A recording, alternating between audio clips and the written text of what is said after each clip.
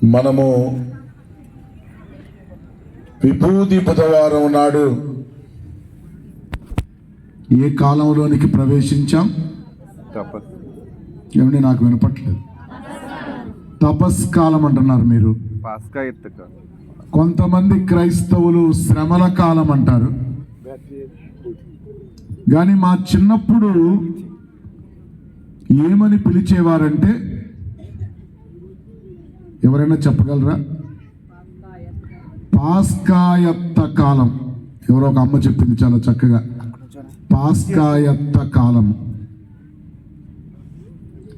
మీరు ఏ పేరుతోనైనా పిలుచుకోండి, ఈ 40 రోజుల కాలం ఏం చెయ్యాలి అంటే, పాస్కా పండుగకు మనల్ని సిద్ధపరచాలి. పాస్కా పండుగకు మనల్ని సిద్ధపరచాలి. క్రైస్తవ మతానికి గుండెకాయ ఏంటి అంటే, యేసుక్రీస్తు యొక్క మరణం, యేసుక్రీస్తు యొక్క ఉత్థానం. ఈ మరణ ఉత్థానాల పరమ రహస్యాన్ని మనం తెలుసుకోవాలి అంటే చాలా కష్టం. ఎందుకంటే పరిమితమైనటువంటి జ్ఞానము కలిగినటువంటి వ్యక్తులు, మానవ మాతృలు అనంతమైన దేవుణ్ణి గురించి తెలుసుకోలేరు. మనం చిన్నప్పుడు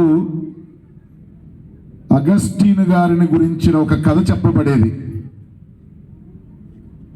ఆయన మారు మనసు పొంది క్రీస్తును అంగీకరించిన తరువాత ఒక సముద్ర తీరంలో దేవుణ్ణి గురించి ఆలోచిస్తూ, దేవుడు ఎవరు, ఎలా ఉంటాడు, ఎక్కడ ఉంటాడు, దేవుణ్ణి గురించి మనం ఏ విధంగా తెలుసుకోగలం అని ఆలోచిస్తూ నడుస్తూ ఉంటే, సముద్ర తీరంలో ఒక చిన్న బాలుడు ఒక చిన్న గొయ్యి తవ్వి సముద్రం దగ్గరకు వెళ్ళి తన దోసిళ్లతో నీరు తీసుకువచ్చి ఆ గోతిలో పోస్తూ ఉన్నాడు. అగస్టీన్ గారు అది చూసి ఆ పిల్లవాడిని పిలిచి అడిగాడు, ఏం చేస్తున్నావు? ఆ పిల్లవాడు చెప్పాడు, అయ్యా, ఈ సముద్రంలో ఉన్న నీరంతటినీ తీసుకొచ్చి ఈ గోతులో నింపాలనుకుంటున్నాను అని. అగస్టీన్ గారు నవ్వాడు, పిచ్చివాడా, ఈ సముద్రం అనంతమైనటువంటిది. ఈ అనంతమైన సముద్రాన్ని తీసుకొచ్చి ఈ చిన్న గోతిలో పొయ్యాలనుకోవడం పిచ్చితనం, వెర్రితనం, మూర్ఖత్వం. అందులోనూ నీ చిన్ని దోసిళ్లతో ఈ సముద్రపు నీటినంతటిని తీసుకుని వచ్చి ఈ గోతులో పొయ్యాలనుకోవడం దుర్లభం, అసంభవం. అప్పుడు ఆ కుర్రవాడు అగస్టీన్ గారి వంక చూసి, అయ్యా, మరి నన్ను పిచ్చివాడు అంటున్నావు, వెర్రివాడు అంటున్నావు, అనంతమైన దేవుణ్ణి గురించినటువంటి జ్ఞానాన్ని నీ చిన్న బుర్రతో ఎలా గ్రహించగలవు? నేనా పిచ్చివాణ్ణి, నీవా పిచ్చివాడివి అని ఆ బాలుడు మాయమయ్యాడట. అగస్టీన్ గారికి ఏమర్థమయ్యిందంటే, తనకు ఎంత జ్ఞానమున్నా, తనకు ఎంత తెలివితేటలు ఉన్నా, తాను ఎంత చదువుకొని ఉన్నా, దేవుణ్ణి గురించి పూర్తిగా తెలుసుకోలేను. ఎందుకంటే నేను పరిమితమైనటువంటి వాడిని, అశాశ్వతుడను, అనంతమైన వాణ్ణి కాదు. కనుక అనంతమైన దేవుణ్ణి తెలుసుకోవాలి అంటే మానవ మాతృడైన నాకు సాధ్యమా? ఏమండి? సాధ్యం కాదు. మరి మానవుడు దేవుణ్ణి తెలుసుకోవడం ఎలా? మనం దేవుణ్ణి గురించి ఏ విధంగా తెలుసుకున్నాం? బైబిల్ గ్రంథం ఏం చెబుతూ ఉన్నది అంటే, మానవుడు దేవుణ్ణి గురించి తెలుసుకోలేడు. ఎందుకని? ఎవరును ఎన్నడును దేవుని చూచి ఉండలేదు. యోహాను సువార్త 1వ అధ్యాయం 18వ వచనం మొదటి భాగం. ఏ మానవుడు ఎన్నడు దేవుణ్ణి చూచి ఉండలేదు కాబట్టి ఏ మానవుడు దేవుణ్ణి గురించి తెలుసుకోలేడు. మరి అలా అయితే మానవుడు దేవుణ్ణి తెలుసుకోవడం ఎలా? దానికి బైబిల్ గ్రంథం చెప్పే సమాధానం ఏంటంటే, దేవుడే స్వయంగా తనను గురించి తాను తెలియపరుచుకుంటేనే మానవుడు దేవుణ్ణి గురించి తెలుసుకోగలడు. దీనిని ఇంగ్లీష్లో ఏమంటారంటే రెవల్యూషన్ అన్నాడు. దీన్ని తెలుగులో మనం ఏమంటామంటే బయలుపరచుకోవడం. అంటే దేవుడు తనంత తానుగా తనను గురించి బయలుపరుచుకుంటేనే ఎవరైనా దేవుణ్ణి గురించి తెలుసుకోగలుగుతారు. లేకపోయినట్లయితే అది సాధ్యం కాదు. ఈరోజు మొదటి పఠనం ఆదికాండం 12వ అధ్యాయం నుండి మనం చదువుకున్నాం. ఈ అధ్యాయం నుండి అబ్రహాము కథ ప్రారంభమవుతున్నది. ఈ అధ్యాయానికి ముందు అబ్రహాము ఎవరు? అతని పేరు అబ్రహాము కాదు, అబ్రాము. ఈ అబ్రాము ఎవరు అనే విషయాన్ని 11వ అధ్యాయం చివరిలో మనకి కనబడుతుంది. తెరా అనేటటువంటి ఒక వ్యక్తికి 3 కుమారులు కలిగారు. వారిలో మొదటివాడు అబ్రాము, 2వ వాడు నాహోరు, 3వ వాడు హారాను. ఈ 3 కుమారులతో కలిసి తెరా అనేటటువంటి వ్యక్తి ఊరు అనేటటువంటి పట్టణంలో నివసిస్తున్నాడు. ముందుగా హారాను పెళ్లి చేసుకున్నాడు. అతనికి లోతు పుట్టాడు.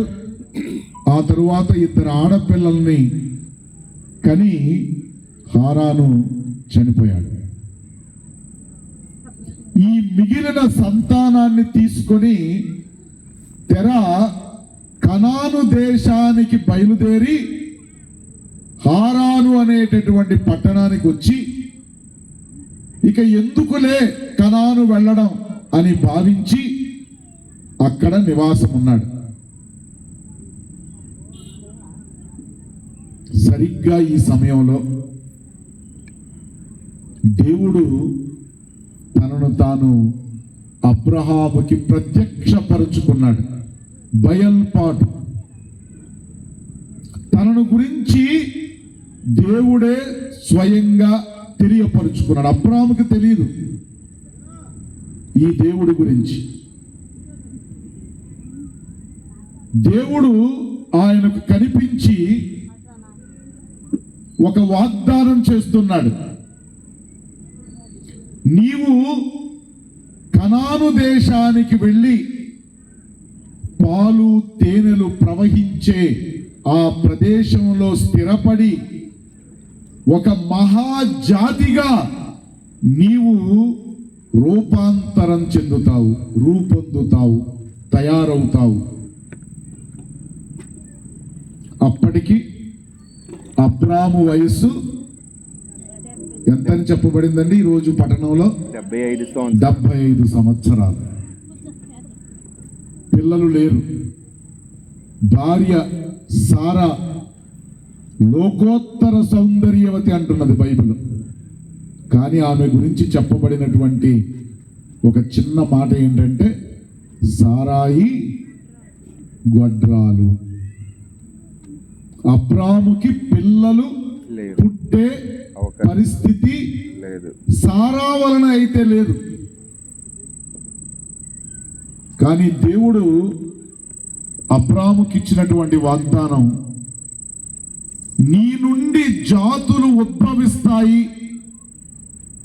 నీవు జాతులకు తండ్రిగా ఉంటావు, నేను నిన్ను దీవిస్తాను, నిన్ను దీవించే వారిని దీవిస్తాను, నీవు శపించే వారిని శపిస్తాను, నిన్నే జాతులకు ఒక గొప్ప ఆశీర్వాదంగా తయారు చేస్తాను. నమ్మడానికి అవకాశమే లేని ఒక వాగ్దానం. కానీ అబ్రాము నమ్మాడు. అబ్రాము దేవుడు చెప్పిందల్లా నమ్మాడు. దేవుడు చెయ్యమందల్లా చేశాడు. అదే విశ్వాసం అంటే. అందుకే దేవుడు అబ్రాముని విశ్వాసానికి తండ్రిగా నియమించాడు. అంటే విశ్వాసం అంటే ఇది, దాని నిర్వచనం ఏంటి అంటే అబ్రామే దేవుడు చెప్పిందల్లా నమ్మాడు, దేవుడు చెయ్యమందల్లా చేశాడు. నేను అప్పుడప్పుడు అనుకునేవాడిని, అబ్రాము నుండి జాతులు ఉద్భవిస్తాయని దేవుడు వాగ్దానం చేశాడు కదా, పిల్లలు పుట్టని స్థితిలో ఉన్న అబ్రాముకి దేవుడు వాగ్దానం చేసి 25 సంవత్సరాల తరువాత అబ్రాము 100 ఏండ్ల వయసు వాడైనప్పుడు ఒకే ఒక బిడ్డను అనుగ్రహించాడు. ఒకే ఒక బిడ్డను అనుగ్రహించాడు, ఇస్సాకు. దేవుని వాగ్దానం ఏమైంది? అబ్రాము నుండి జాతులు ఏ విధంగా ఉద్భవించాయి? దేవుని వాగ్దానం అబద్ధమా అంటే చరిత్ర ఏం చెబుతుంది అంటే, అబ్రాము అబ్రహాముగా మారి ఈ ప్రపంచంలో ఉన్న 3 పెద్ద మతాలకు మూల పురుషుడయ్యాడు. 3 పెద్ద మతాలకు మూల పురుషుడయ్యాడు. మొదటిది ఇస్లాము మతం.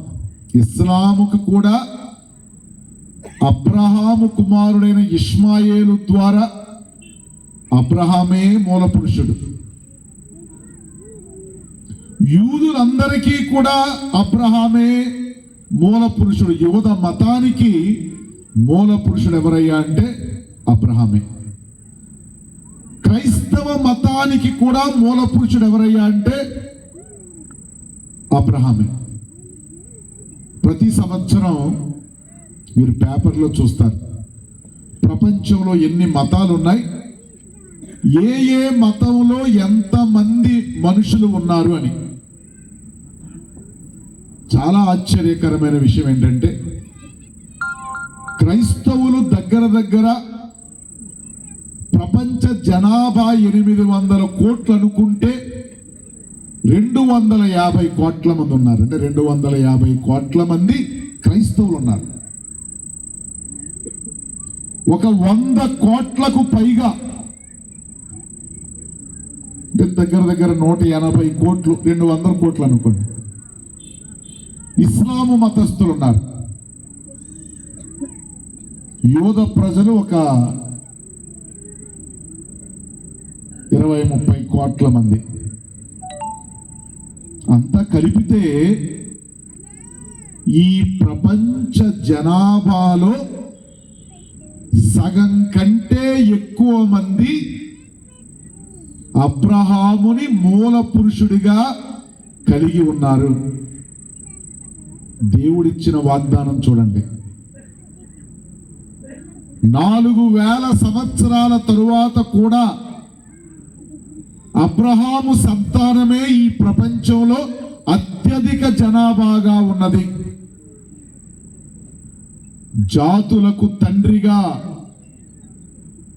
నిన్ను చేస్తానని దేవుడు చేసిన వాగ్దానం నేటికీ నెరవేరుతూనే ఉన్నది. నేటికీ నెరవేరుతూనే ఉన్నది. ఇది దేవుని ఎన్నిక. అబ్రాము దేవుణ్ణి చూడాలని కోరుకోలేదు.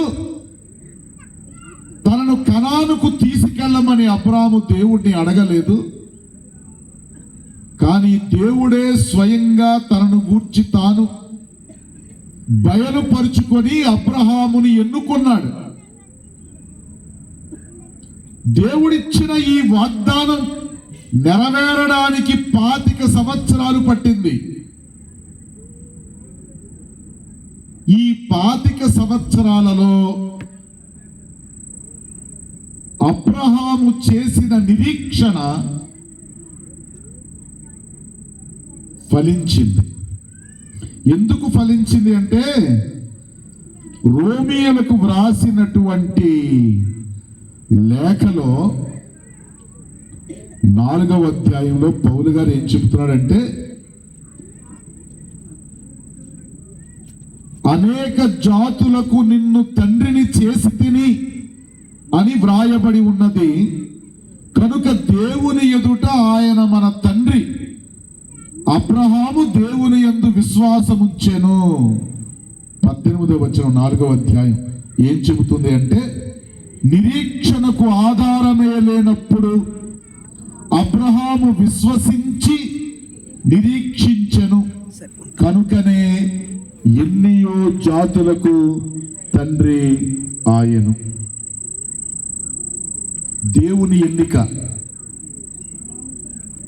అబ్రహాము నిరీక్షణకు అవకాశమే లేనప్పుడు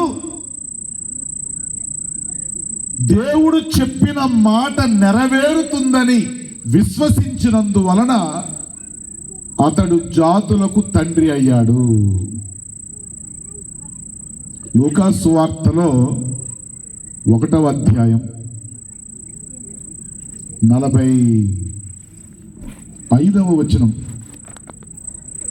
ఎవరైనా చదువుతారా? ప్రభువు పలికిన వాక్కులు నెరవేరునని విశ్వసించిన నీవెంత ధన్యురాలవు.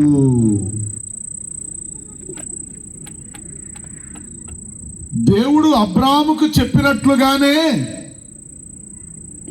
నజరేతులో ఒక కన్య వద్దకు తన దూత అయిన గాబ్రియేలుని పంపించి, నీవు కన్యగా ఉండి తల్లి కాబోతున్నావు అంటాడు. ఆమెకు దేవుడిచ్చిన వాగ్దానం, దేవుడు చేసిన ఎన్నిక. ఆమె నవ్వలేదు.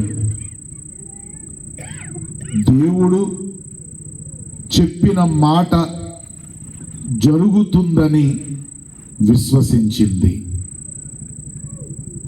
ఎలిజబెత్ అమ్మ ఈ మాట చెబుతూ ఉన్నది, దేవుడు పలికిన పలుకులు నెరవేరునని విశ్వసించిన నీవు ఎంత ధన్యురాలవు. అంటే అబ్రహాముని పోలిన విశ్వాసము కలిగినటువంటి వ్యక్తులు ఎవరన్నా ఈ ప్రపంచంలో ఉంటే వారిలో అబ్రహాము తరువాత లేదా అబ్రహాముని పోలిన అబ్రహాము లాంటి విశ్వాసం కలిగినటువంటి వ్యక్తి మరియ తల్లి. అందుచేతనే ఆమె జాతులకు తల్లి అయ్యింది. ఆదికాండం ఏవమ్మను ఏమని పిలుస్తూ ఉన్నది అంటే మానవ జాతికి తల్లి అని. ఈ నూతన వేదంలో నూతన ఏవమ్మగా మరియ తల్లి సమస్త ప్రజలకు, ఎవరెవరైతే క్రీస్తునందు విశ్వాసం ఉంచుతారో వారందరికీ తల్లి అయ్యింది. అందుకే మరియ తల్లిని మనం శ్రీ సభ మాత, క్రైస్తవుల మాత అని మనం పిలుస్తూ ఉన్నాం. అందుచేతనే మరియ తల్లి అంటూ ఉంటాం. దేవుని ఎన్నిక. ఈరోజు ఇక్కడ మనం కూర్చోవడానికి కారణం ఆ తల్లి పేరిట ప్రతిష్ఠించబడినటువంటి ఈ లూర్దు మాత పుణ్యక్షేత్రం. ఇక్కడకు వచ్చేటటువంటి భక్తులను ఉద్దేశించి మరియ తల్లి చెప్పేటటువంటి మాట ఏంటంటే, మీరు నాలాంటి విశ్వాసాన్ని కలిగి ఉండండి. ఎలాంటి విశ్వాసం? దేవుడు చెప్పిందల్లా నమ్మాలి, దేవుడు చెయ్యమందల్లా చేయాలి. అబ్రహాము చేశాడు, విజయాన్ని సాధించాడు, జాతులకు తండ్రి అయ్యాడు. మరియ తల్లి చేసింది, దేవుణ్ణి నమ్మింది, ఆమె సాక్షాత్తు సృష్టికర్త అయిన దేవునికే తల్లి అయ్యింది. అందుచేతనే ఆమెను మనం దేవమాత అని పిలుస్తూ ఉన్నాం. ఈరోజు సువిశేష పఠనం యేసు దివ్య రూపధారణ గురించి మాట్లాడుతూ ఉన్నది. దీన్నే మనం రూపాంతరం అని కూడా పిలుచుకుంటాం. పోయిన ఆదివారం, మొదటి ఆదివారం పాస్కా యొక్క కాలంలో సాతాను యేసుక్రీస్తుని శోధించిన విధానాన్ని మనం చదువుకున్నాం. ఈ ఆదివారం యేసుక్రీస్తు దివ్యమైన తన రూపాన్ని శిష్యులకు బయలుపరుచుకున్న గొప్ప విషయాన్ని ధ్యానించుకుంటున్నాం. వచ్చే ఆదివారం, మూడవ ఆదివారం పాస్కా యొక్క కాలంలో సమరయ స్త్రీ నూతిగట్టున ప్రభువుతో మాట్లాడి జీవజలం గురించి తెలుసుకున్నటువంటి మరొక సత్యాన్ని మనం చదువుకోబోతున్నాం. ఆ పై ఆదివారం, 4వ ఆదివారం నాడు పుట్టుకురుట్టివాణ్ణి యేసుక్రీస్తు స్వస్థపరచడాన్ని గురించి ధ్యానించుకోబోతున్నాం. ఆ పై ఆదివారం, 5వ ఆదివారం నాడు ప్రభువు మరణించిన లాజరును తిరిగి లేపిన వృత్తాంతాన్ని ధ్యానించుకొని ప్రభువు పునరుత్థానము, జీవము అని నమ్మబోతూ ఉన్నాం. ఆ పై ఆదివారం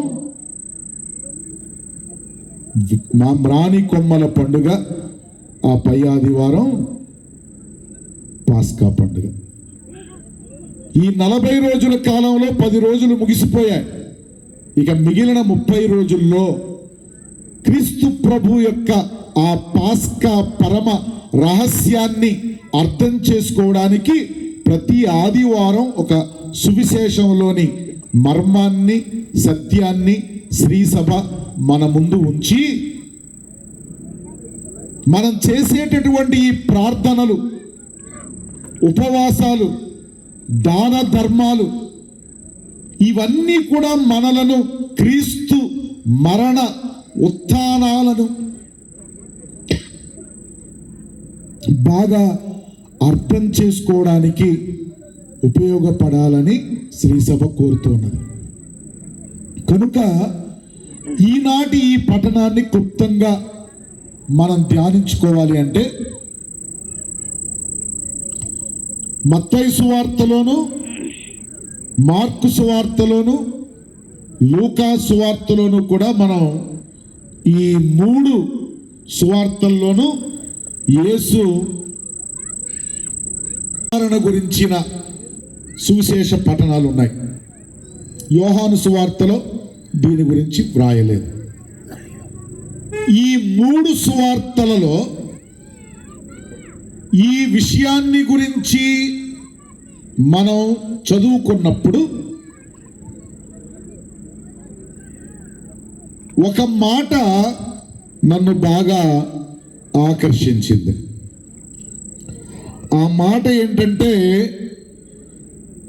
ఈరోజు చదువుకున్న సువిశేషం ప్రకారంగా 17వ అధ్యాయం 4వ వచనం. అప్పుడు పేతురు ప్రభు మనము ఇచ్చట ఉండుట మంచిది. చాలా మంచి మాట. ప్రభు మనము ఇక్కడ ఉండుట మంచిది. నీకు అనుమతి అయినచో. పేతురు ఒక గొప్ప అద్భుతాన్ని చూశాడు. ఏంటి అద్భుతం? ప్రభువు పేతురును తీసుకొని తాబోరు పర్వతం మీదకి వెళ్ళి తన యొక్క ఉనికిని గురించి పేతురుకి తెలియపరచాలని భావించాడు. బయల్పాటు. తనను గురించి తాను స్వయంగా పేతురుకి అర్థమయ్యేలాగా బయలుపరచాలని ప్రభువు పేతురును వెంటబెట్టుకొని తాబోరు పర్వతం మీదకు వెళ్ళాడు. ఒక విషయం సత్యం అని మనం నమ్మాలి అంటే బైబిల్లో చెప్పబడిన విషయం ఏంటంటే 2 సాక్షులు ఉండాలి. అందుకని ప్రభువు యాకోబును అతని సోదరుడైన యోహానును కూడా వెంటబెట్టుకొని పైకి వెళ్ళాడు. వీళ్ళిద్దరూ సాక్షులు. జరగబోయేది ఏంటంటే పేతురు చూడాలి. ఇది పేతురు గ్రహించాలి. రేపటి సంఘానికి నాయకుడిగా ప్రభువు ఎన్నుకున్నటువంటి పేతురు యొక్క విశ్వాసాన్ని బలపరచడానికి, తానెవరో పేతురికి సంపూర్ణంగా తెలియపరచుకోవడానికి ప్రభువు పేతురుని తీసుకుని ఈ పర్వతం మీదకు వెళ్ళాడు. పర్వతం అంటే మనం సాధారణంగా దేవునికి దగ్గరగా ఉండేటటువంటి ప్రాంతం లేదా దేవుడు దిగి వచ్చే ప్రాంతం అంటాం. ఎందుకంటే ఎత్తైన ప్రదేశాలలో దేవుడు ఉంటాడని ఆ రోజుల్లో వారు భావించేవారు. ప్రభువు పేతురుని వెంట పెట్టుకొని పైకి వెళ్ళగానే అక్కడ దేవుడు, తండ్రి దేవుడు వీరి కోసం ఎదురు చూస్తూ ఉన్నాడు. ఆయన కూడా 2 సాక్షులను తెచ్చుకున్నాడు. ఒకరు ఏలియా అయితే మరొకరు మోషే. ప్రవక్తలకు ప్రతినిధిగా ఏలియా, ధర్మశాస్త్రానికి ప్రతినిధిగా మోషే అక్కడ ఉన్నారు. పేతురుకి, అపోస్తులకి, వారికి మాత్రమే కాదు, తొలి క్రైస్తవ సంఘానికి ఒక అనుమానం ఉండేది. ఏంటా అనుమానం అంటే, యేసుక్రీస్తు దేవుడైతే, దైవ కుమారుడైతే ఎందుకు ఆయన శ్రమలు అనుభవించాలి? ఎందుకు ఆయన మరణించాలి? అందుకే పౌలు గారు అంటాడు, యేసు మరణం యూదులకు ఆటంకముగాను గ్రీకులకు వెర్రితనముగాను అనిపించింది. నిజమే. దేవుడు చనిపోవడం ఏంటి? క్రీస్తు గనక చనిపోకుండా ఈ లోకాన్ని రక్షించి ఉంటే ఆనాటి యూదులందరూ యేసుక్రీస్తుని దైవ కుమారుడిగా అంగీకరించి ఉండేవారేమో. ఈ శిలువ మత విశ్వాసానికి ఆటంకమైంది. అందుచేత ఈ తాబోరు పర్వతం మీద యేసుక్రీస్తు తన శిష్యుడైనటువంటి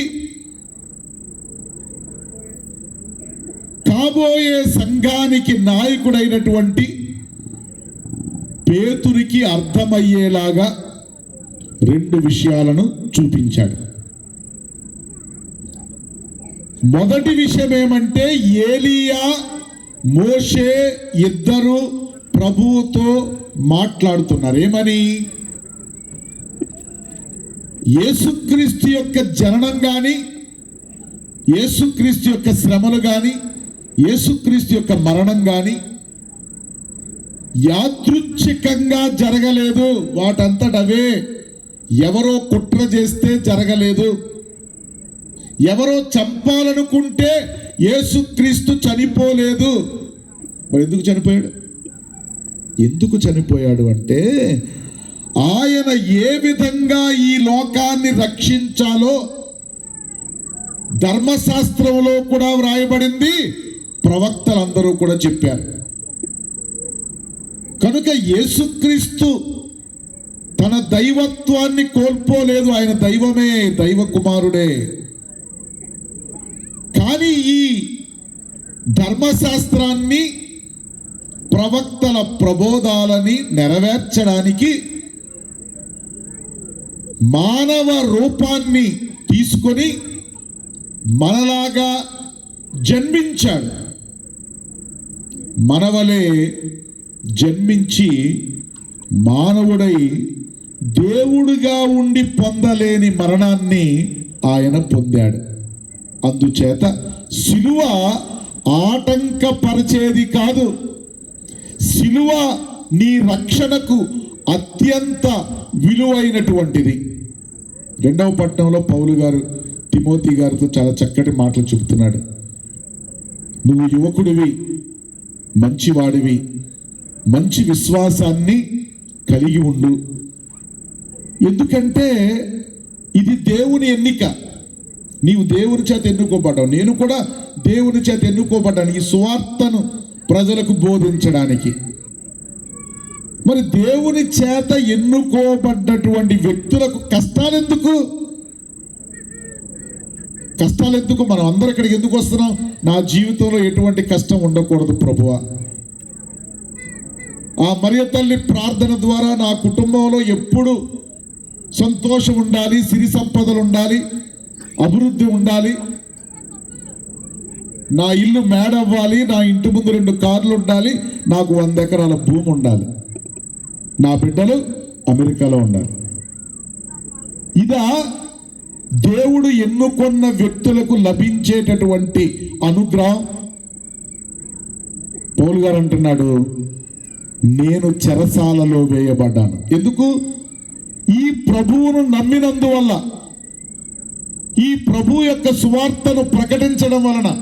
లేకపోతే నా మానాన నేను ఎంతో హాయిగా యెరూషలేము నగరంలో మంచి ఇల్లు కట్టుకుని జీవించేవాడిని.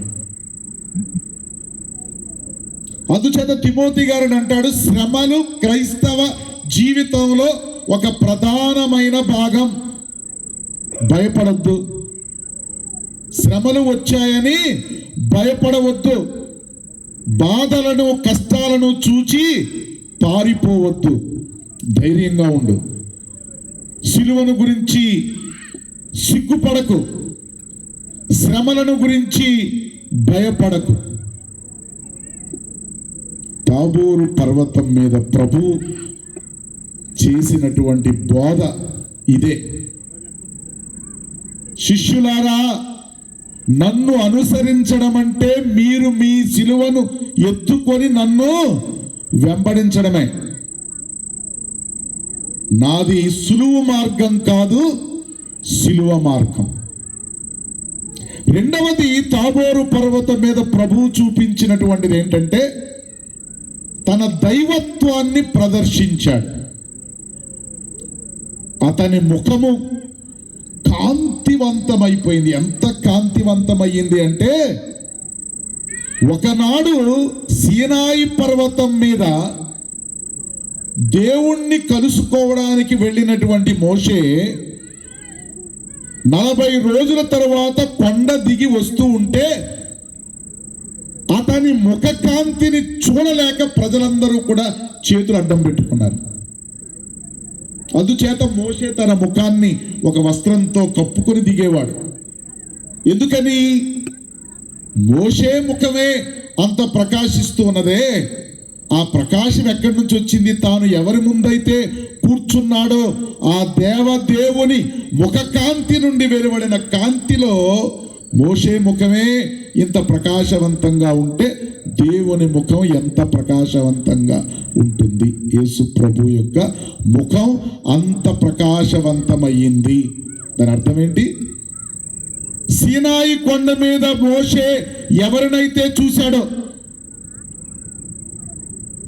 సీనాయి కొండ మీద మోషేకి దేవుడిచ్చినటువంటి అదే దర్శనం ఇక్కడ తాబోరు పర్వతం మీద జరుగుతూ ఉన్నది.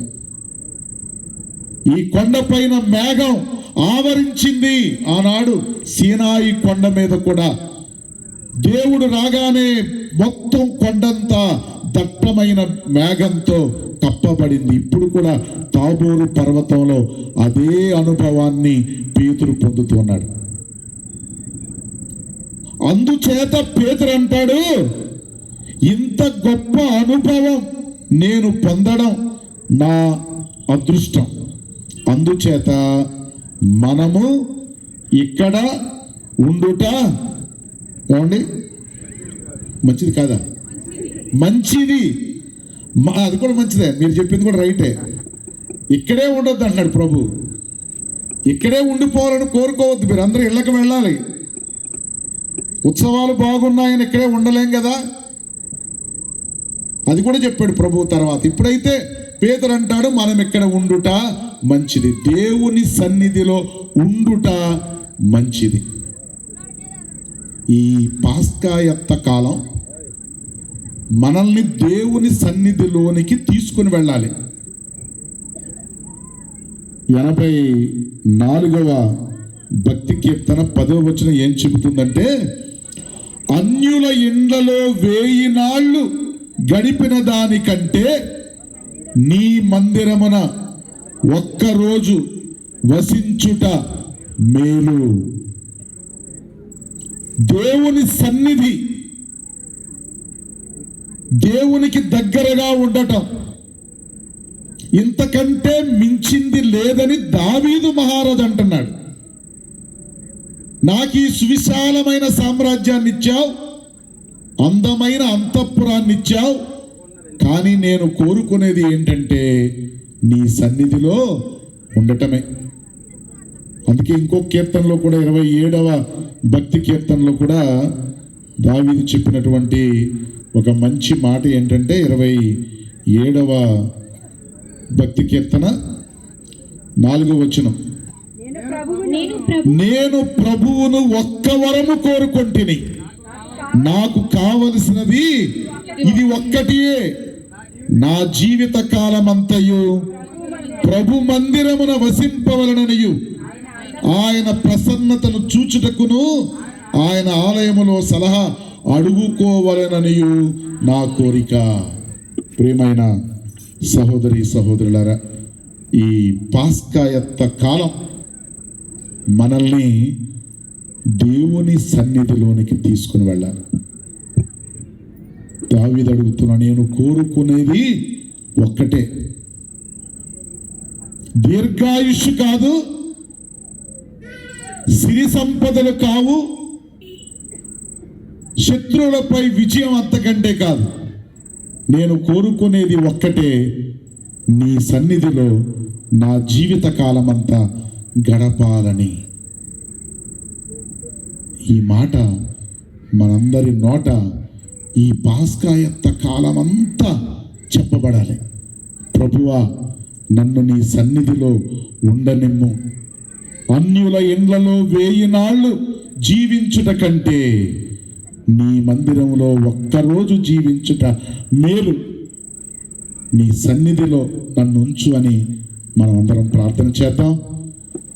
పేతురు గారిలాగా ప్రతి మొదటి రోజు ప్రభు మనము ఇక్కడ ఉండుట మంచిది అని చెప్పాం. అందరూ ఒకసారి చెప్పండి, ప్రభు ప్రభు మనము ఇక్కడ ఉండుట మనము ఇక్కడ ఉండుట మంచిది. మంచిది. ప్రభు ప్రభు మనం ఇక్కడ ఉండుట మనం ఇక్కడ ఉండుట మంచిది. మంచిది. దేవుని సన్నిధిలో ఉండుట మంచిది. దానిని మించినది మరి ఒకటి లేదు.